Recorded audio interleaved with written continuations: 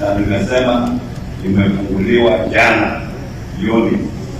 Kwa hivyo kama sasa makaunti wanatesa wale wafanyakazi ambao walikuwa wajalipwa mishahara yao miezi miwili iliyopita, mwezi wa Juni na Julai, watalipwa mara moja, na pia hiyo pesa kwa sababu ni mwezi mmoja pekee itatusaidia kwa mambo mengine, haswa mambo ya kupigana na mambo ya janga la corona. Na hiyo nimesema you will need the logistic support of the national government. You need the police full time to ensure that the place is locked down. That's not possible. What you can do is just to increase containment measures.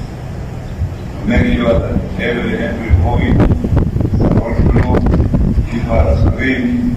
That is happening. But the issue of lockdown, I think we should not think of that. We have come out of that when Nairobi and Mombasa were under lockdown, and we all agreed at the summit that we should continue living with this disease as we move forward to build our economy.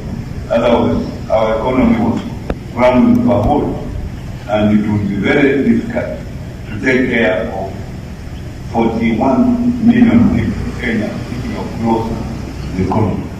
So we must just learn to take care of ourselves and also take care of people around us as we move on. These ends are unprecedented, and therefore also on all of us to behave in an extraordinary manner. I urge us to continue adhering to the already existing guidelines so that we not only keep ourselves safe but also those around us. Asanteni sana.